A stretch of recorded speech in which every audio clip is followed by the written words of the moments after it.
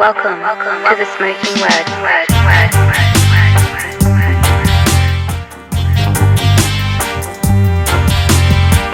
What's up, everybody? The Smoking Word podcast is back. This podcast is brought to you by CasaDeRock.com.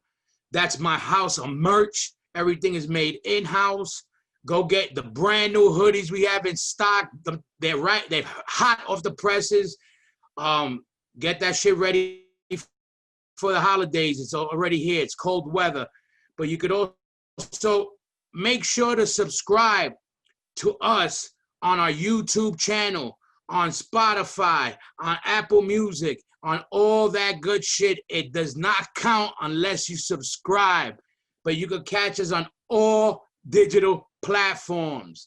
And remember, CasaDeRock.com is the spot. That's how you support the show. And today I'm psyched to have my brother and the drummer behind Look My Way and some neglect shit, Johnny Lafata. Let's set this off.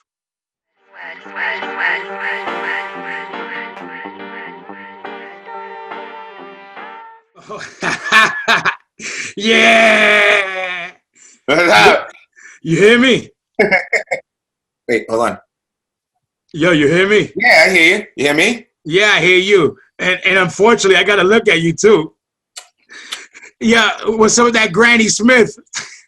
I hate these things. I like the red ones. Yeah. No, you know what? I like those. I just had a talk with my son. I think I like those now. They're a little taut, you know? That's why I like the taut one. Yo, where you at? You in your dungeon? Yeah, I'm in my dungeon. In your love nest. Yeah, because I don't want any, I don't want my wife to say any truth. So yeah. I'm in my love nest.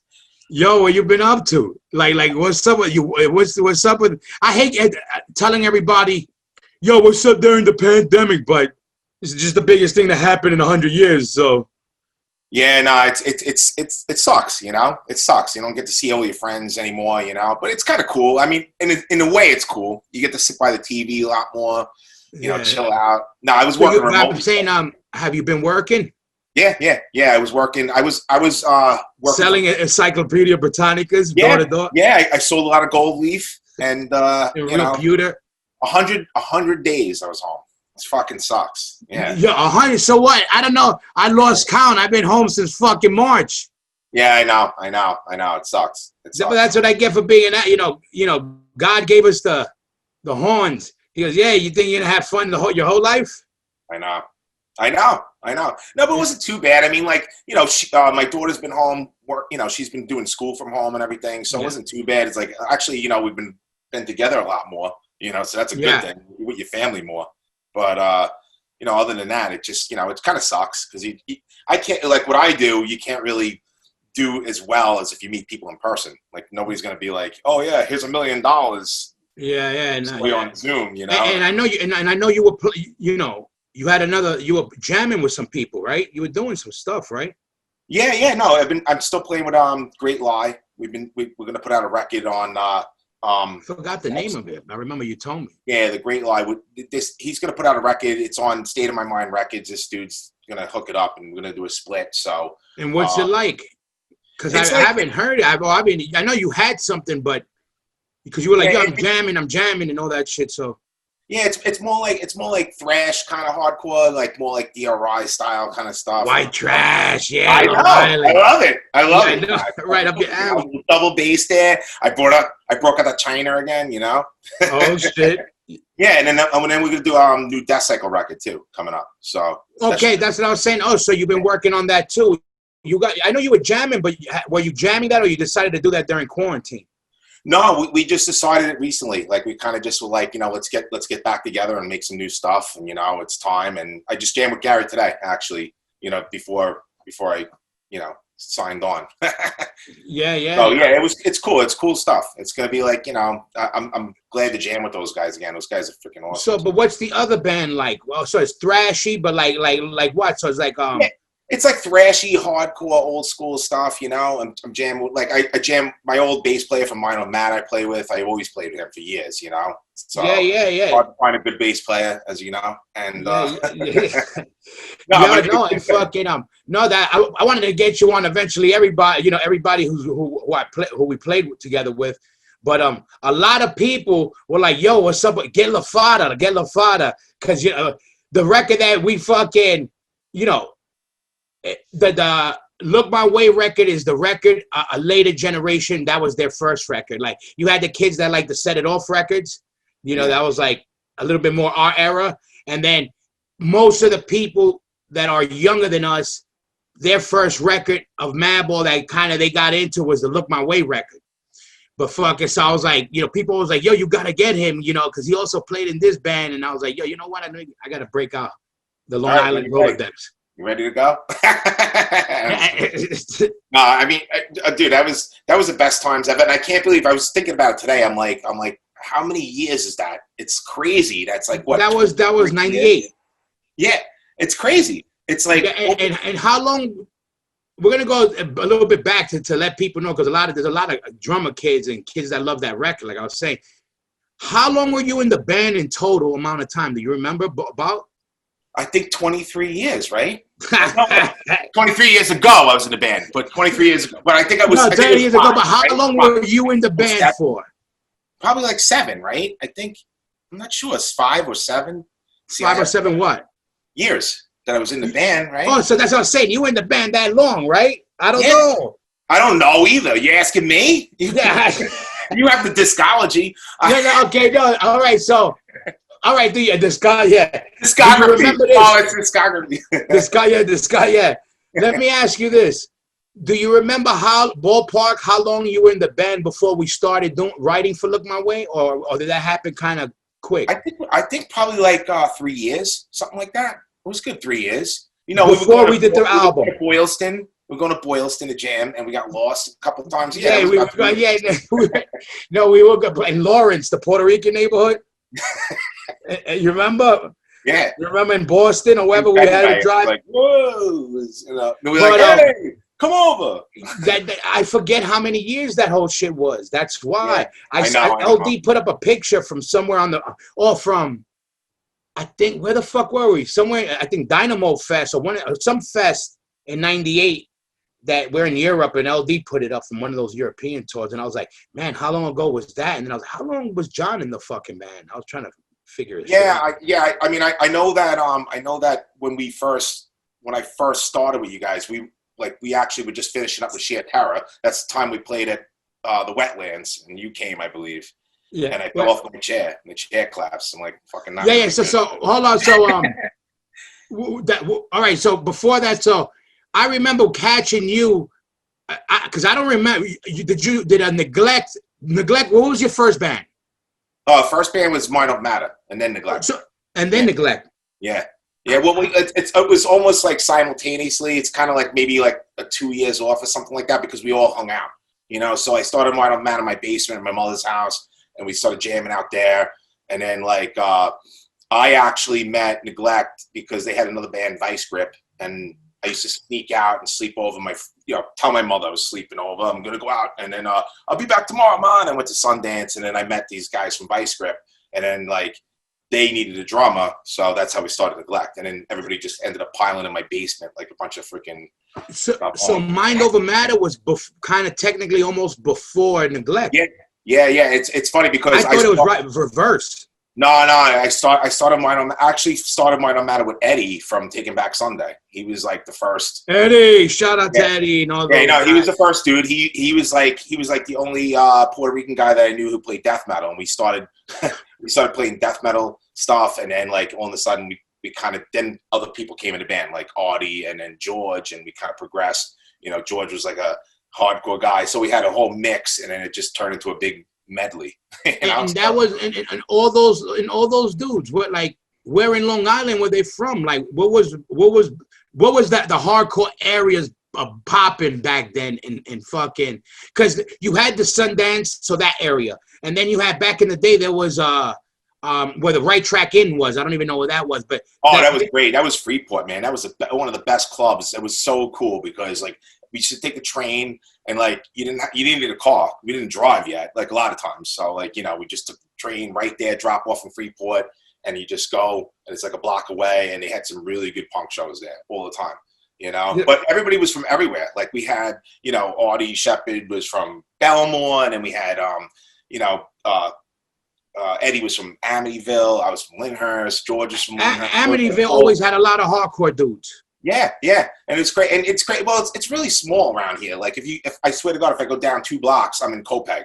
So it's not. It's Long Island's weird. It's like you can go like 5 minutes away and it's a different neighborhood, which is pretty cool actually, because you get all different kind of characters. But yeah, and the first band you did, what was that? It wasn't Mind Over Matter. Like the first band you ever played for, like you got drums.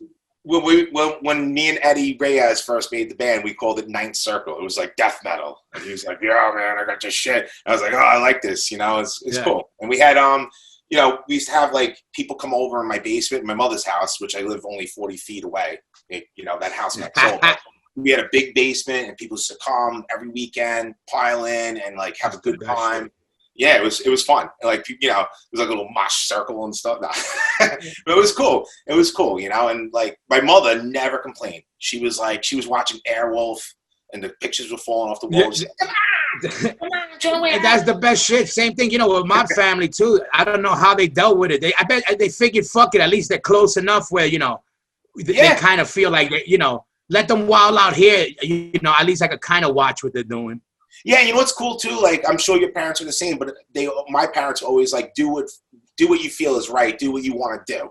Like don't ever not give up your dreams. Do what you want to do, and that's what was cool. Like we always did. We always had people over. We always had a good time, and we got a lot of people into it. Like a lot of young kids, and they started coming over, and it was pretty cool. And I'm sure your mom was the same. I met your mom, and God bless her. I'm like, but those kind of moments, you're like, wow, man. Like other people would be like, why don't you go to, get a job, you fucking loser, know? Yeah. Let me tell you, in my neighborhood now is all like a nice, it looks like a nice neighborhood in Long Island. Same shit. Reminds me exactly what my area now, like one of those nice neighborhood. And there used to be a kid who lived across the street in the house right across the road. And he was jamming, trying to learn drums. So he'd be banging it loud. And I swear to God, that shit made me happy. Like he was just banging away loud in the afternoon. But it reminded me of us. I was like, wow, something besides fucking video games. He's jamming every day loud. And I'm like, yeah, I like, I like the reverse. And I'll get cranky if I see lame kids. I'm like, yo, that kid wants to play. When's the last time a kid said he wants to be in a band almost? It's like that shit don't even exist anymore. I know. And what's crazy? I got to say, parking at your house was a bitch with that. Yeah. The road was only 4 feet. And we made it happen, right? Yeah. And we made it happen. I remember that shit. That was great, though. Yeah, no, and I have the same thing. I have this kid's playing across the street. I hear him jamming out all the time. I gave him, like, broken cymbals. He's like, oh, thanks, dude. It's kind of cool. Yeah, hell yeah. Like, I get amped for that shit. Like, there was a bunch of kids I was driving in my neighborhood, and they were all, like, wheelie squad, doing wheelies. But, bicycles. They're, kids. And when I walked by, I was like, they kind of stopped, and I'm like beeping them like, yo, 12 o'clock. And then they all were like, yeah, they started doing wheelies. I'm like, yeah. But fuck it, I get amped for them. But I could never do a wheelie ever again. Yeah. And but all right, let me ask, but what made you play drums? I never even really remembered why. Like why you chose drums? Well, I actually my parents thought I was going to be a guitarist, and they bought me a guitar, and I freaking hated the damn mandolin. Thing. I'm like, I hate fucking guitars, and like I tried, but then I just started like I started getting really into it, I was listening to like when I was really little, like a lot of hip hop, and I actually loved LL Cool J. He was one of my favorite artists, which is crazy. But but then like I the radio, my radio, the freaking record, my radio. So my father's like, oh, you like this crap? And I was like, I would love to have that radio. That's my favorite fucking radio. And he actually bought me the radio, my radio. Okay. So he bought it. Yeah, he bought it for me. And then I started getting in. Everybody I hung out with was into metal. which was kind of strange. And I'm like, and I couldn't grow long hair because my hair is fucking all nappy. So I'm like, I gotta get something better where you could shave your head now. No, but it was funny because like that rate, like we were into metal, and all of a sudden I was like, you know what? I started playing the beats, and then I got a drum set, and I put that damn radio behind me, and I learned like AC/DC, except like I just played real basic shit, you know, and Black Sabbath, and I just played to it. And then people used to be like watching me in the basement. I was playing to the radio, and I'm like, I could play this shit. I know I can. So like by ear, I was very good by ear. So that's when I got really into it, and then like that's when everything started. And then what was the first band? So then it was that band. It was with what ended up being the Mind Over Matter. Actually, the first Derek Schilling, who played in Neglect, he lived down the block from me, and we started. Actually, the first thing was Toxic Waste. Yeah, that's what I was saying. I know there had to be something there. All right, that's coming. Toxic Waste. Toxic Waste. And you know what's fucking funny? He used to walk down the block with his guitar case, and I would see him because he would have the only kid in town with big, long, flourishing hair. And he's coming down the fucking thing, and then he comes down to my basement, and I'm like, you gonna change your strings? He's like, no. And he opens it up. The thing is steaming, and there's a hot knish. And he's like, and he has a hot condition. And he's like, all right, let's go. And then that's like TV stoner guys, like in movies. Yeah. No, I did actually start bands with him, but the first, but we weren't really like we were just jamming out. Neglect wasn't, didn't evolve yet. So, but it was that kind of jamming with your friends, and then you did a couple of that before jamming with the dudes that were Mind Over Matter, right? Yeah, Mind Over Matter and Neglect, and it became like, because I was playing drums in both bands, and it kind of just became a medley. And then, like I said, then we found Brian and Bones, and it was just a mix, So yeah, he was the first dude though I ever played with was Derek from. And because I remember I played definitely Madball played with both, but I forgot I don't remember with you. Were you always the drummer for both of them? Yeah, both of them. So then we played you played with Madball a couple of shows then. Yeah, oh yeah. Well, actually, I remember Neglect played with, we played a long time ago with Demise at that bar. At Reds. That was cool. Yeah. I didn't know you played that show with them. Oh yeah. I never forget that show because actually, actually some of my friends came who really don't listen to hardcore, and I never forget, but I was chewing gum, and I threw the gum, and it got in his hair. And he was like, got stuck right in his head. I was like, what the fuck? What's the odds of you standing right there? I throw the gum. So. Yeah, and it's funny because I remember when we were looking for a drummer, and then they were like, we had known of you, we seen you play, and then, but was it there? Were you? I remember I went to talk to you at CB's. Remember, we went to talk about you want to jam or something. So here's that story. Okay, so Damien. Okay, but hold on. Right before that, you did Sheer Terror. How long you jammed for Sheer Terror? It went from Neglect. A couple of years with Sheer Terror. It wasn't much. Like we did a couple of I guess East Coast tours. I didn't really go to Europe with them or anything like that because Gary got me involved. Gary was playing with Sheer Terror, and he was like, hey man, they need a drummer. Why don't you play? I was like, totally fucking awesome, and I loved it. Yeah. It was one of my favorite bands. Perfect Long Island man.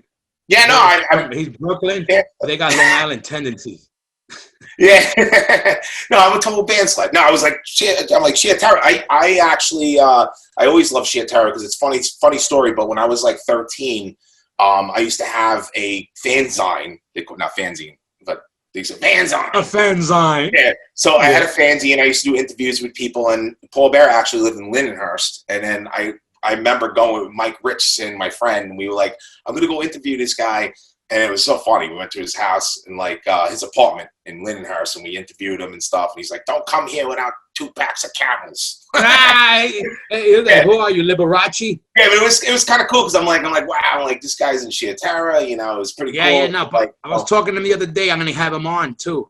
I'm going to get him on. Yeah, he's. I mean, that was like one of my idols. I'm like, oh my god, I can't believe Paul Bearer lives in Lindenhurst. So I was like, let's go and interview this guy, and fucking.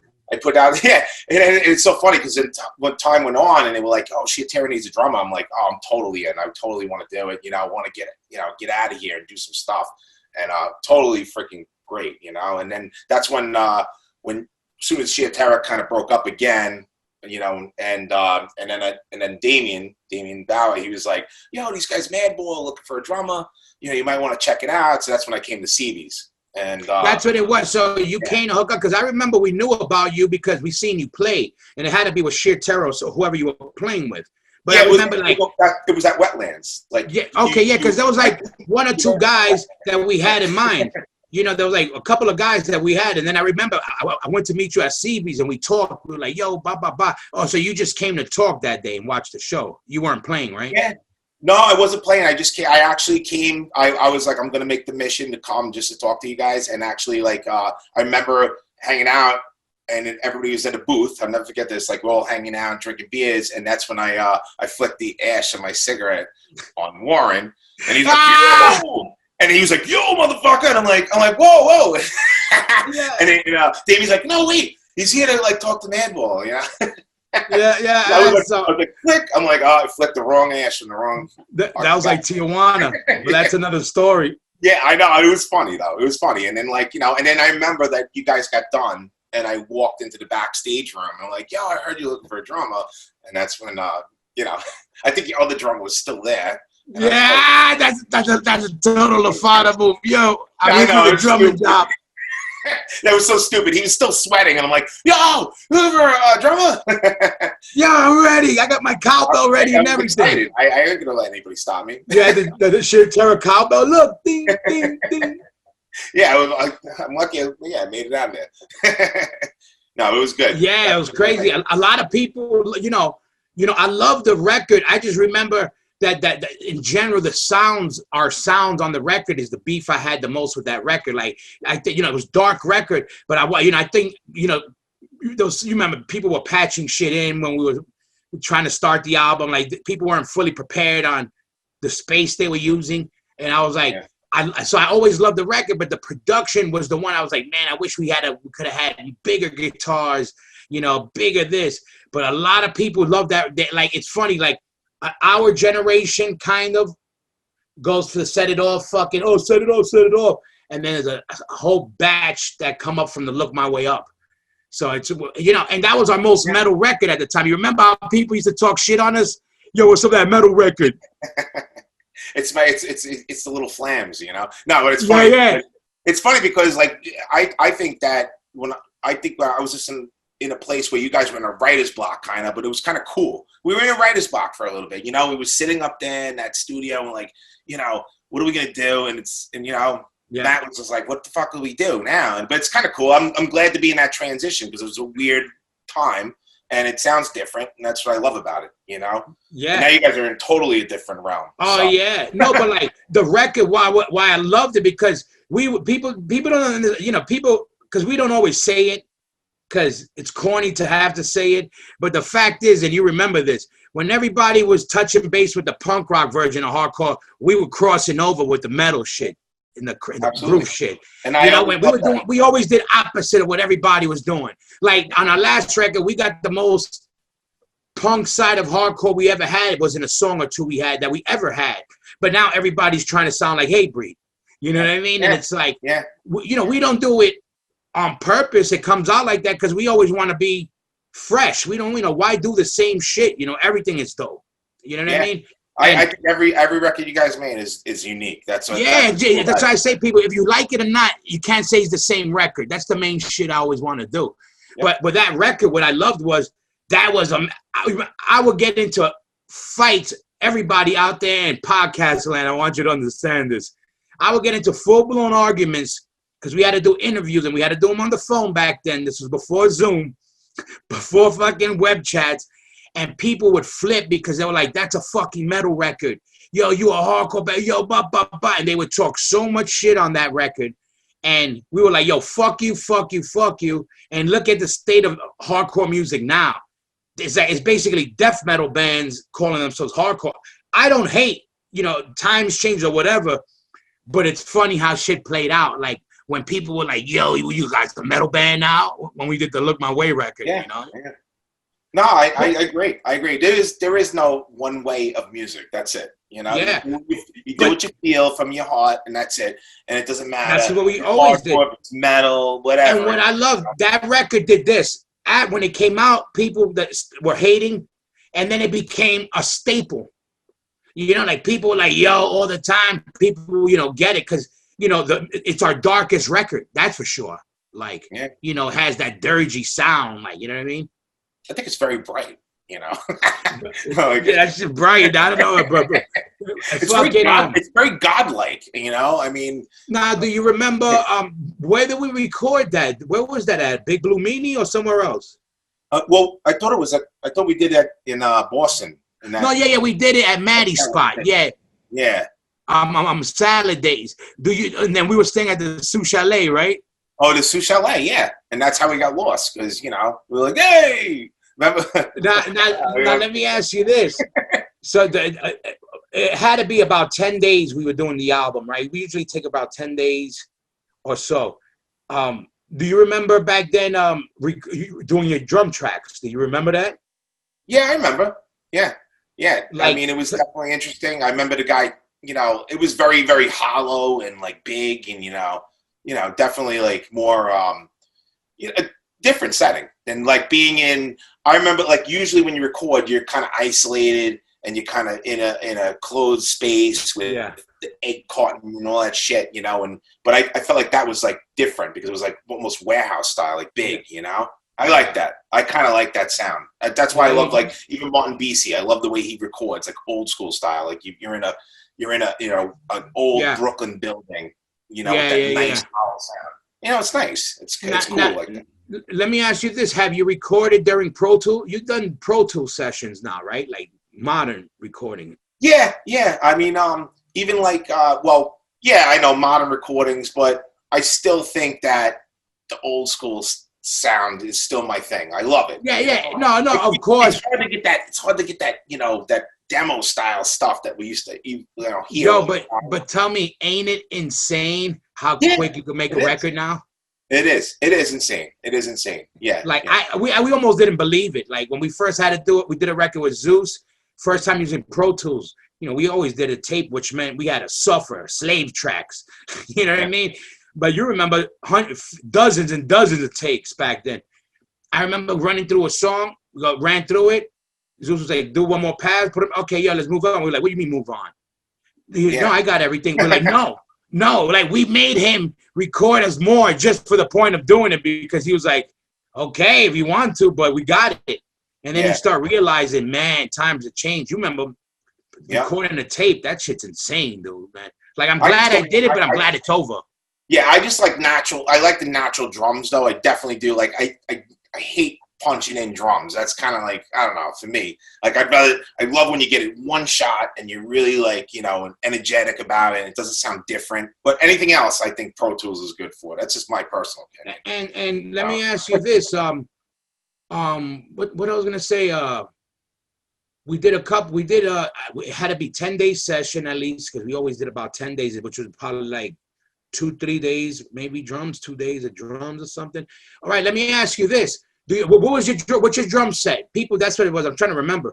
Some people were asking me like, yo, what drum set you played back then and what are you playing now? I still have Tom Rockstar, which is crazy. I always loved like the Metallica kind of. I like the slap of it, like metal style, but it's still hardcore. And I also have a custom Gretsch that I bought used, but I still, to this day, I use the same set that I had when I was 14 years old. The blue set, I still got it. I polish it up. Yeah. It might not be as big. I used to have a freaking fantasy rack system and all that stuff because I like, But, I know a lot of people use one tom. I'm still a 5-piece old school person. Like, I love that sound and the slap. It's got thump. And you're a tom guy because you hit hard. You're a hard hitter. Yo, if you know what I was remember the time, for some reason it reminded me that when we were in Bielefeld, Germany, I remember it perfectly, that we got off the stage and people were calling you and me a fascist because you had your t-shirt off. We're like, it's a fucking 1,000 degrees in here, motherfucker. Yeah, and I had a shaved head and they were calling me a Nazi. Everybody, listen, attention all my German friends from Bielefeld. I love you guys. But you had a bunch of dirty scumbag punk rockers that called me a Nazi because I had my head shaved. I had white people calling me a Nazi because I had my head shaved, and Johnny a fascist because he had to take his shirt off in 1,000 degrees. Yeah, How crazy was that? Scheißerei. Ich hab die Scheißerei. I have diarrhea, motherfucker. I miss all my Germans. I should have been there right now, but I always remember that story. They flipped on us, calling us wild shit. I was like, yo, how crazy that, like, those times are crazy, like culture clash. Although if I was hot today, I probably wouldn't pull my shirt off. That's just, I don't know. I gotta say, I'm gonna be honest. Yeah. Why back then you had the Youth of Today body? That's why, right? Yeah. Now I got freaking Youth of Tomorrow. CasaDeRock.com, home of that fly DIY. You want to support the show? Go cop some merch right now. We got a lot of new t-shirts, shorts, and caps available. Everything is made in-house by your boy on the spot. So show some love, support the movement. CasaDeRock.com is the spot. Yeah. Data today. All right. So we did that record, and it's crazy. You know what? So I remember parts of that record, but let me ask you, how long before you exited the band when the record came out? Do you remember? I don't remember the exact year that I did, but not the year, but you were in. We did a lot of touring for that record. Were you? Yeah, you know what happened was I kind of like my wife has been with me for all my life, like, since college. She's always been a great person. She stuck with me. She said, do whatever you want to do. It was nothing to do, like, really, like, some people's family and wives would be like, you can't do this no more. She was always like, just keep doing what you want to do. But, then when we started thinking about having a kid and getting situated, it just felt like that it wasn't right for me to do that anymore, which, and then it's funny because as time goes on, the grass is always greener. You always like, wow, I miss that shit. I really do. But like at the time, it was just made sense to me to not really do this anymore and like maybe just get a job. And not to mention, most hardcore bands don't make it.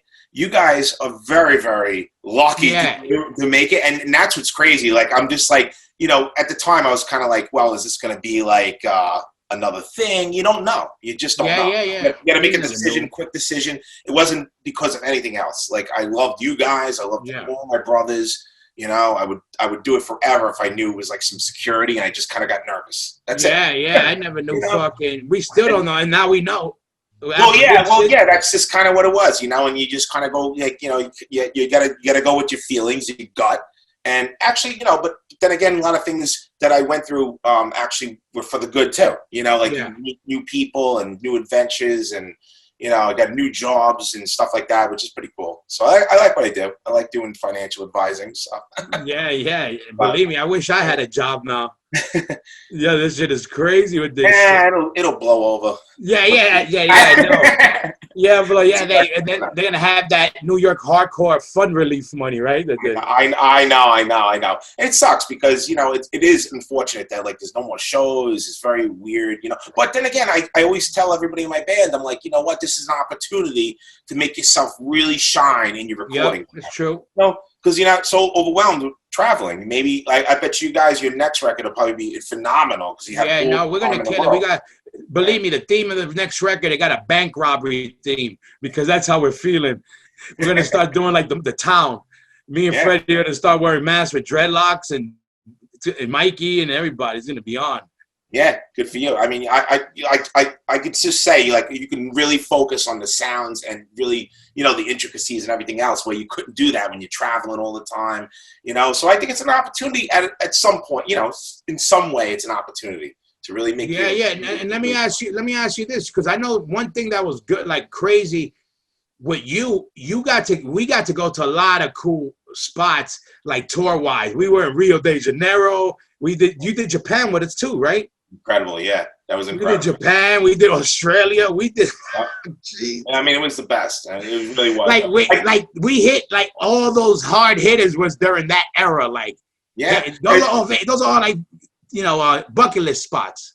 Yeah, and it's funny. I'm gonna tell you a story. Like, I'm working in the bank with like a suit, and this guy with a hate breed suit shirt comes in the fucking bank, and I'm like, and he's like, oh shit, and I'm like, yeah, This is what I do now, man. Yeah. And he's like, what are you doing here? I'm like, I'll tell you what I'm doing here. I'm trying to make a living. Now get the fuck out and don't tell me. Yeah, exactly. Yeah, amazing. No, but like, because I was like, man, we got wild ass stories in fucking Rio de Janeiro. And then I'm like, wait a minute, we went to Japan also. And we were in Australia. Like, those are all of those tours were like Twilight Zone episodes with, each one in a crazy. I never saw, I can't believe we actually saw kangaroos jumping on the side of the road. You remember? Like real legit wild in the wild. You remember that shit? Yeah, holding the freaking koala bears. I mean, that's just insane, you know. And let everybody know how. This is why people get beat up when they call us rock stars, because we ain't about that rock star shit. Let people know how we did 2 weeks in Australia. We did that shit in a minivan with all our fucking bags on top of us. Yeah. Oh my God, and it stunk pretty bad, but really bad. Yeah. Would we have like 2 costumes? Yeah, we each had two costumes and fucking you're hanging out to dry. You know, it smells like freaking horse shit. And then, you know, in a minivan. Remember that, nigga? Yeah. Yup. My legs were cramped. I could barely pay I was hitting the bass drum and my ankle was still numb. Yeah, I remember that. We did hours and hours all the way. We did it from Brisbane all the way up Gold Coast, and then we had like days off and 2 shows in Sydney. Remember days off? You know, it was crazy. It was pretty sick. And Japan, I gotta say, like that was the most I was taken back, you know, like crazy. Like when they were sitting Indian style on the floor waiting for us to play. Like, what do you cross your legs? I don't know if you could say Indian style anymore, but anyway. Sorry, guys out there. Native American style. Yeah, American style crossing legs. No, but they were just like sitting there, like so respectful, and then they just get up, and it's crazy, and then they treat it like gold. It was great. I remember. I miss Australia. I love, we loved it. How crazy was Australia? Like, it was so much fun, just in general. Like party people. Like we had good times. We were like, and we got shows were crazy. We got pulled over too, and the guy was like, "Ew, Mike, you just get along in every way." I'm like, "What? With the whole car's full of weed? What are you calling?" Yeah. You remember the bag started like this, and I remember on video, like 3 days later, we had it in like a cigarette pack. I was like, "Oh my God, we're dead. And the guy's like, "Ew, Mike, okay, here's your license." Yeah, I remember you were like that. We were videotaping. We were like, "All right, let's videotape before we get arrested. We're over here on the side of the road." Yeah, so we don't get beaten in the field. Yeah, we're going to get beat up by a bunch of Australian fucking highway police. Chips. Yeah, chips. And then we did, but yeah, we got to do, you did Japan. And you know what I love about Japan? How we did some real jailhouse shit in Japan to get the beers in the rooms. Oh my God. You got to tell people that. So I want everybody to understand this story so you can understand what. So they would put us in these little Japanese hotels that had they were in the mix. You know, we each had we were roommates. Me and John were roommates. We were roommates in that room, right? Yeah. And then a lot of times we were roommates, but in those were roommates. So the way it worked was they would have the mini fridges with all the beers. They were in these slots that when you pulled out the beer, it would register downstairs that you got a beer and it would charge you for it. So, you know, we were running up bills of hundreds and hundreds of dollars because we would drink the whole mini bar. We were on that tour. We were like mainlining alcohol. It felt like, you know, we were just doing everything we could do with alcohol. I remember like we were like really getting into drinks back then. But I remember one day we're sitting there and we're like, man, okay, we can't be getting paid fucking hundreds of dollars for these bar tabs. And then me and John came up with the idea where we would like open the cans still in the slots and we would tilt the whole refrigerator into cups. Remember that shit? Yeah. It was like the vending machine heist. It was great. Like we poke holes in the back of the damn freaking thing. Yo, it was amazing. I was like, like real jailhouse, we get around and like it would never register downstairs because the can would stay in the slot. We would just open them and tilt the fridge. Yeah. Oh, amazing. You remember that? I remember when Royce was hung over and he goes, "Give me a water." And I gave him a sake. Yeah, I remember. He's like, I remember Royce. Royce Lee's selling houses. So if you want to buy a house, this was him a long time ago. But I remember we were driving, and I remember him hanging out the window. And then when we pulled over, there was an orange stripe. You remember all along the side of the van. He's like, I actually just spoke to Royce. He's doing very well in his new real estate business, which is pretty cool. Yeah, shout out to Royce. Yeah, he's like the Ho Chi Minh of Century 21. We network. We're trying to network together. So he's like the from here to Wong Fu of business. No, I haven't talked to him in a while. It's kind of cool. We're kind of networking a little bit, so it's cool, But I was glad to hear from him again. So yeah, that was good. And that tour we did. How about another one that reminds me that you want? Out of all places, we end up having to beat somebody down in Japan. The most respectful people on the planet. We get the one asshole that wanted to get beat down. Well, two assholes that wanted to get beat down. You remember that? Yeah, he was like, "Oh, who's the strongest guy here from the?" Yeah, you remember? He said, "Take me to your lead." But I remember he was like, "Nippo, Ichiban, or whatever," and we're like, "Nippo, I love Nippo." What? And I go, we told him, "Yeah, we love Japan too." And then you remember we were sitting down. And he sits down next to us and starts drinking one of our drinks. I always remember that. And we were like, and then I think it was Freddie goes, "Yo, you got a problem?" Like, I remember we were like, "Yo, you want to go outside?" And he got up and his friend, and we were like, "Oh, it's on." And I remember, so everybody, I want you to picture this. In Japan, you got to take your shoes off. So me and Freddie are the first ones out with this guy and this other guy. And we're telling all the rest of the guys, "Yo, get the shoes." So me and Freddie go out to start the discussion with the first two guys, and ping pow, whatever happens. But I just remember Johnny running out with sneakers just flying all over the place. Like I swear to God, I wish we had iPhones back then because that could have been like a fucking karate movie. I know, we're barefooted. But in a karate movie, it was like the weirdest thing. I couldn't fucking. When you guys ran out, I grabbed a piece of raw tuna just to eat it really quick because I had to get it in. You dipped it. I'm like, yum, yum. Yeah, get it in. Sushi boat. Tuna. I'm not leaving tuna behind. Sushi boat. Yeah, but I swear to God, if you had an iPhone back then, that would have been a video. That could have been. Yeah, so much shit happened. I'm like, the most respectful people in the world, and the one asshole. And that guy was like, everybody was like, "Yo, he's the bully skinhead." He was a big Japanese dude and his friend. But we were like, "Yo," he basically didn't like us because we were Americans. And he was like trying to be the hardest Japanese skin in town. But his boy had the flip flop, like a new wave guy. I remember that guy. And I'm like, wait a minute, what's this guy doing? He was like, "Hi." Yeah, it was like a karate tournament. Me and Freddie kicking people barefooted. Yeah, it was like fucking Kubikai or some shit. Yeah. And then you know what it was that tour that we did it connected with Japan, right? We went from Australia. We met toe to toe in Japan, then we went to Australia. Yeah. And you know what, I never forget that flight because that was the time when we hit an air pocket with the Remember that? We thought we were gonna die. Like we were drinking red wine, we're like, "Oh, cheers." And the red wine fucking hit the ceiling. Yes. And the lady at the cart, her dress was all lifted and frazzled. I remember babies crying and somebody throwing up, and we were like, "Yo, what the fuck, crazy." But it was crazy. You know what's crazy about that? Like we hit a 20-foot air pocket. Not 20 foot. I mean 20,000 probably with a plane. It was just a big pocket for sure. I remember that. Yeah. Scary. And it's crazy because nobody said anything. All you heard is itty bitty bitty bitty itty bitty bitty. Like, "Oh, God, save me, itty bitty bitty." Like holy shit, it's really quiet. It's not like you think. Like when the plane's about to go down, people are usually like, "Whoa!" Yeah.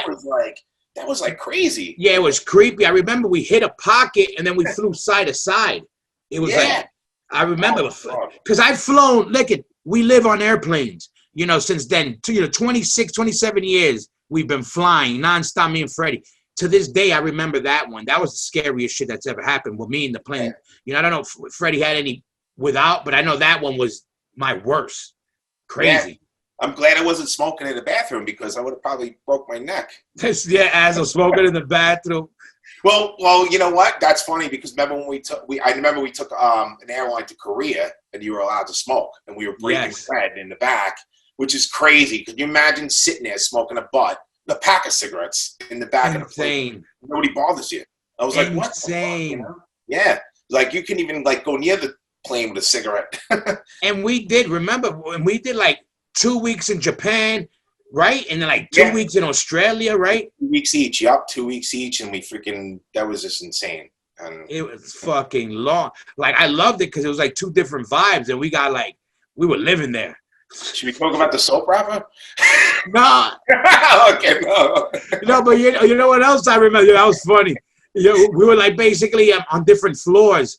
And then I hear, so basically we had these little windows in the showers. And then I'm like, you know, I had a soap wrapper and I'm like taking a shower and I chuck it out the window. And I hear, yo, whatever. And it was John. He said something and I was like, yo, how you knew it was me? He goes, only a fucking American dude would throw shit out the window.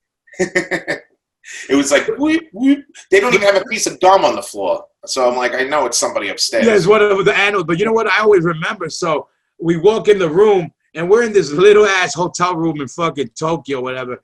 And I'm looking at John and right away I see him going right to where the little table and he starts rapping like, you know, they give you the coffee machine in cups. And I see him start rapping the cups and everything. I go, what are you doing? He goes, oh, I'm giving this to my mother-in-law. I'm going to tell her this shit was handmade in the fucking mountains of Japan. No, it was actually my mother, and she still has them. I remember you told me she has them up. This is fine cracked mugs. It was. I never forget. It was green mugs with cracks on them, like Japanese mugs. I'm like, Mom, I bought these all the way from Japan for you. Yeah, from the hotel. Under it says fucking Shinjuku Hotel. It said made in the USA. Yeah, it said, right, made in Singapore. It's fucked up. Yeah, but and what's crazy too is, and we did Rio de Janeiro.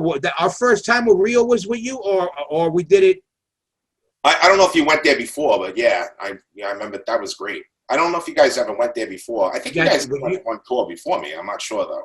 So that was So how great was that? How fun was that? Rest in peace to Bestia. And shout out to Arnaldo. Oh my God, Arnaldo, man. Greatest guy in the world, man. Yeah, shout out in the Bestia. I remember him. What a nut. Guy had folded towels ready for us from showers. The guy is fucking nicest guy in the world, you know? Yeah, how crazy was Brazil when we went to Rio de Janeiro the first time? It was sick. And you know what's crazy? I was just thinking about this today. If you look at, like, they have acai in all the markets now. Now you see it, right? If we would have just took that shit when we got it and made a business, we'd have been millionaires. We would have had money. I know. I say that all the time. And a big reason, it was popular in Brazil, but the reason we also got put onto it because the jiu-jitsu guys, which we were into, that's a big food they would eat. So then we had tried it. Bestia got it for us and Arnaldo. And I remember falling in love with it.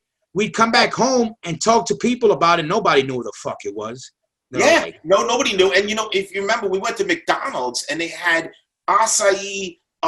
They had guaraná. Yeah, on tap. Guaraná everywhere. Remember? Yeah, and cachaças everywhere. Yeah, and now it's everywhere. It's in the Monsters. It's all like I'm like that was like so stupid. I was like, we didn't see it, and like that was so good. That stuff. I'm like, we could have made $1 million. Just more than $1 million. I know. And how crazy were the shows there? Like Brazil, out of all places, Brazil's like another home for us, like South America, but Brazil is like always like since then they have that thing with, I don't know why, like the real connection. I mean, all South America does. They really got strong hardcore in their blood. But Brazil had that shit early on for Mambo. I gotta say, in Argentina, you know what I mean. But Brazil, they had Sepultura to set it off. So I mean, that's all you need. Like that. Like I never forget that we went to a record store and it was like a line around the corner, like actually waiting for autographs. And then like I came home and I was laid off from my job and I got my job back and I'm doing roofing and they're like, so what'd you do during the time you were laid off? I'm like, oh, I was in South America.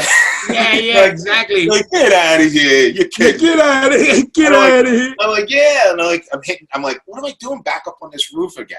It's just nuts. It was nuts. Like I know, and we like, because now it's not that I think about it, all those like my first times here, there, but they were like the bucket list spots, Japan, Rio, fucking, those were hot spots, like back then too, like, you know, of course, it.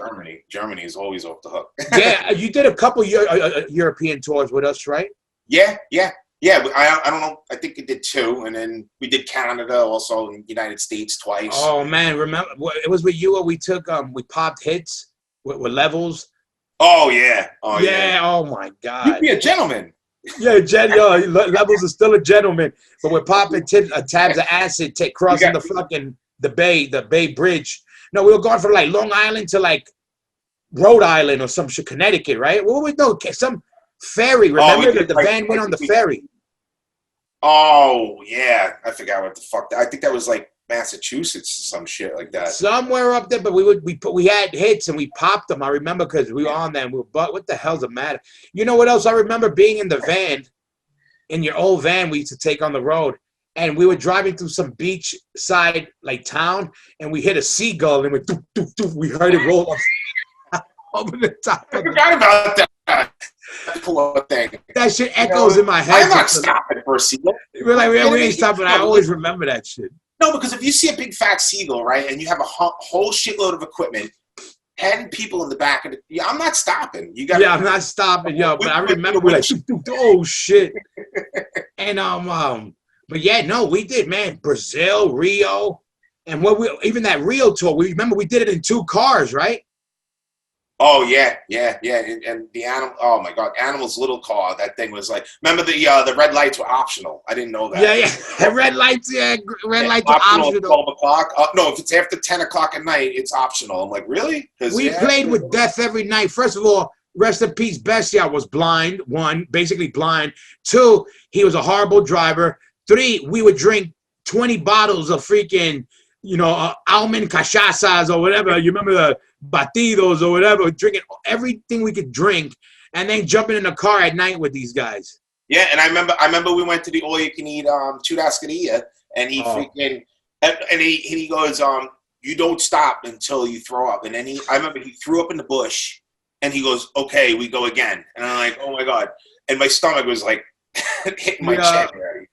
How about the most famous story when he was talking about, I don't know, I won't even say it on this because it's no Bestia, but no, it was one of his stories. But yeah, he was rest in peace to Bestia, and shout out to all the Rio de Janeiro crew, Boneyard Boys, Arnaldo. Crazy time. I love Rio. So we ate like savages, we drank like savages. Yep. We were drinking water off the side of in the jungle. Remember, it was pouring off the side of the It was like a trough. We were drinking out of a trough. I remember that was the coolest thing. Like, I remember driving through the jungle and we saw the people surfing on the clean water, man, right? Like, and we just stop and there's bananas hanging and remember? And like people are surfing. Remember how many times like that? Exactly. Pull over, get a dope snack, fried bananas, some little mixed drink on the beach side, and then keep it moving, man. Hopefully you don't get shot, and then Yeah, now when I think about shit now, I'm like, man, we really we got comfortable too quick. Oh yeah. You know what I mean? Especially when the guys followed me in the bar. Kill me. Well, I wish I knew how to speak Spanish because I don't know, And I remember like, where's John one day? And we're playing Rio. Where is he? And then we go out front. You're drinking with the old Brazilian men on the street. You were like, I want to kill this white guy. Yeah, I know. They were like, we're gonna murder him. They're planning how they're gonna cook you or the steak, and you're like, buying them beers. Oh my God! I know. Well, at least I bought them beers. They could have been a little bit more courteous. Like, they want to kill me. I bought you a beer. So now it was good. No, but we had a lot.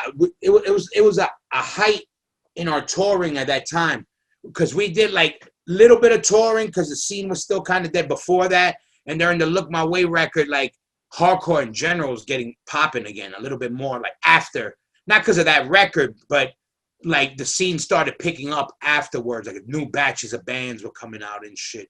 Yeah. And I loved one of my favorite tours was Portugal when we only went for like a couple of days. How lucky can you get? There's nobody can go to Portugal for only 3-4 days. That's like impossible to make the money back. Was that when Nam came with us?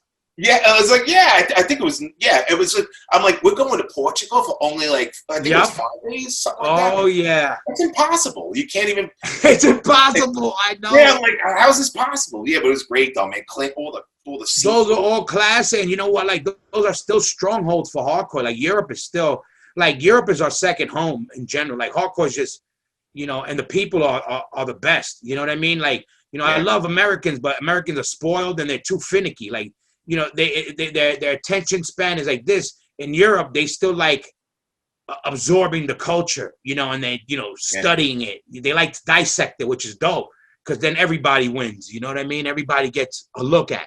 Yeah, and the one good thing about Europe too is like they don't have any reservations about shows. Like you can have De La Soul and playing with Madball, with Slayer, with like, you know, another hip hop band, which is pretty cool, like reggae. You know, they just, it's cool, and you have a big mix. Like here, you got to be like, it's got to be all hardcore show. It's got to be all metal show. It's no like, you know what I mean? There's no mix, and like, you know, it's pretty cool. And those big festivals, I wish we could have something here. We won't see that for a while, I guess, with all the Corona shit. I know. Did you do that? Did you do that festival we did with Los Lobos and Korn? Where is it? In Holland. You would remember we played with Los Lobos, with the guys that did the Bamba. I'm not sure. No, you would remember. That was another one, because that was different. Yeah. I'm trying to, because we played a couple, like, why the bigger tours, like the bigger festivals then were, not that the ones now aren't good, they're great, but that why they were classic, because there was still only a handful of hardcore bands. And I remember there was some, and I forget what era it falls into place or which drummer, but like there was one, and I remember it was Man of War Reunion, Biohazard, Fear Factory, Madball. I was just going to say that. I was just going to say that. I remember we were stoned, and like they come up on motorcycles, man. Like, oh shit! Yeah, the Man of War Reunion. Remember that? Yeah. And they go up in the. So you were there for that one, yeah. Yeah, that when they brought like the Harleys up on stage. First of all, the gas was killed. Yep. I remember we were dying laughing. We were like, "Yo, if they encore, they came out with the motorcycles." Amazing. Yeah, so you were there. That was like, those are some classics, because you remember that, you know, it was rare we would play with another hardcore band back then. You know what I mean? Now they have hardcore stages at these big festivals, which is dope. But back then, there was, you remember, it was a handful of us out there doing it, you know? Yep. I remember when we played with Misfits in a tent. Crazy. Yeah, we played with Misfits, and I remember that I went into the wrong backstage room because I was fucking fucked up. I went in there and I opened the door and they put on the makeup and they're like, "What's up, dude?" I'm like, yeah, the best thing. Oh shit, it's the Misfits. I remember you walking into, by mistake, to the bass player for White Zombie. Yeah, at the festival, like, close the fucking door. All the doors look the same, and I can't remember numbers. So I'm like, actually, like a fun house. 24? Oh, yeah. I used to get lost in a hotel because I'd be like, yo, you opened the door and it went, dun, dun, dun, dun, dun, dun, dun. Yeah, right? Yeah, I was like, dun, dun, dun, no, but exactly. But that shit always sticks in my head. That one, the White Zombie one, I completely forgot, but it pops up in my head. Yeah, we did a lot of good ones for that. And then, all right, after the band, how long were you not playing before you started playing again? Because then I know you started jamming out again in the studio. Yeah, not too long. Like I always jammed out. Like, you know, Gary and I always jam out. You know, we always did like little, you know, side shit, kind of just. But probably like a good year after that, when everything settled down, I kind of did. Then I started getting more like serious with just like stuff that we're doing, you know. And we have a studio now over in Babylon, which is pretty cool, like a monthly rental. Oh, which that's dope. Yeah, it's like I hated going to like studios and paying fucking $40 an hour for 2 hours, or, you know, going to the city or whatever. This is like 10 minutes from my house, which is awesome. And we all chipped in, and it's great because funny story is like this studio that we actually rent now, a long time ago, we had a neglect show in the studio. It has like a little stage, and they, you know, it used to be under a different management, and we actually had a show there, like where kids came, and when they showed us the studio, I'm like, holy shit, this is exactly where we played back in the day. And I'm like, crazy, you know, and it's cool because it's like only like, I think we pay like $35-$40 a month each. You know, unlimited. Get out of here. Yeah, it's a big place. It's nice. You know, I mean, granted, the heat goes, you know, breaks down and it's whatever. Hey, you got a room to jam out for like affordable. That's amazing. Yeah, it's amazing now. So now, like just today, we can just go anytime we want, 10 minutes down the road. So it makes it so much easier to like, make music when you have like 3-4 hours instead of like 2. And, you know, another band's coming in, waiting. Yeah. So it's kind of cool. Who you jammed with today? Which band then? Oh, so today I just started jamming with Gary again because we're going to do a new Death Cycle record. So that's like, we just picked up again where we left off kind of, and you know, it's going to be cool. I'm psyched. It's different, you know. It's got some old style stuff. We're trying to make some new stuff, kind of blend in with it. But for the most part, I think it's going to be pretty cool. So how many songs? How many songs you got now? Well, we just got together, so we probably have like 2-3 songs right now, pretty solid. But like I said, I'm taking the opportunity to really work on them. You know, we want to make sure that they're really clean, good. You know, instead of like rushing it and then. There's no rush. There's nowhere to go, you know? So like, that's why, you know, it's nice. And State of My Mind Records, this guy's putting it out and he's really good, you know, real underground. Good. You got a label and everything already, you know? Yeah. He's great. He actually has a record store, this guy, and stateofmymindrecords.com, and he sells all kinds of shit on there. Like you can find all old school shit, you know? So he's from Long Island too? Plug. What's that? He's from Long Island too? Yeah. He's a Long Island guy, and it's funny because he named his record label after an old Neglect song, State of My Mind Records, which is I never realized it. I actually contacted him to put out The Great Lie, my other band's record, and he's like, you know why? You know how I came up with the name of the band? I'm like, no, the name of the record label. I'm like, no, and I was thinking about it, I'm like, oh, so stupid. I just didn't. So you know what? Real quick before I forgot, because we didn't touch on it, and I wanted to, because I know a lot of people love Neglect. I was curious, so. Real quick, how much did you do with Neglect? Like, what did Neglect put out in their existence? Like, you know, EP, 7 inches, a demo. What was it? What exactly was it? We have a lot of shit. We have full lengths. You know, how many full lengths Neglect did? Because I know Neglect was the band for a while. Yeah. The Long Island band. I think we have like total maybe like 3 or 4. You know, it was like on Rec Age and stuff like that. We had it's a lot of stuff. We had a lot of 7 inches. We did more 7 inches than anything. Actually, one of the we did a Hatebreed split with them. So like way back in the day when we used to play with Hatebreed. So it's pretty cool, you know. But we have like a lot of 7 inches, and then they started making compilations with all the shit on it. So there's a lot of shit. I don't know exactly how many, but because people love that band, and Neglect was always crazy because the weird ass timing you motherfuckers had. You know, it's funny. I think we have like 150 songs, and so that's what's fucking crazy. Because Derek was like a writing machine, and most of the stuff. It's funny. We wrote opposite. A lot of the times, I would make the drum parts up first, and then he would make it so we can get that off time, which is pretty cool. Yeah. Rather than like somebody coming up with a guitar part and then put, you know, because it just changes it up a little bit. So we used to do it reverse a lot, so it worked out good. But and the stuff now, the stuff. What were you doing? A new Death Cycle? You said you jammed with today. Yeah, today. Yeah. And so what could you compare it to though? If you had to compare it to another band style, like it's kind of like a more punk style Motorhead kind of stuff. You know, that's all. We've always had that feel. We had that kind of like groove, kind of metalish, but it's still really punk. Like Ron makes it really punk. The singer, he's very like fucking, total old school shit. So I like that. Where it's clean. Name who's in the band. Who's in the band then? Who's everybody in the band? You got the full band ready?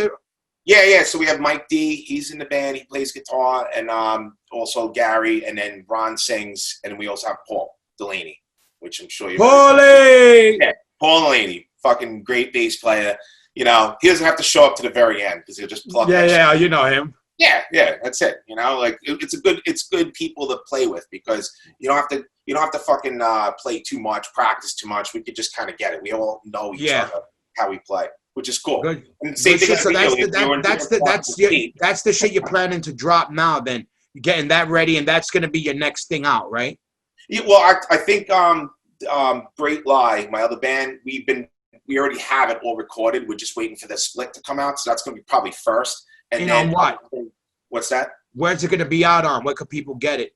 Well, yeah, it's going to be out on State of My Mind Records. That's the same record label. They're putting out everything, So say it again. It got froze. Where they can find it? It's State of My Mind Records. Yeah. So if you go to State of My Mind Records, or stateofmymindrecordings.com. You can find a lot of shit there. He does really, he's really phenomenal. Put out a lot of shit. So but that's going to probably be the first thing, and then probably 2021 later in the winter, because that cycle we only have a few songs so far, so got to work on it a little bit. But yeah, you got plenty of time.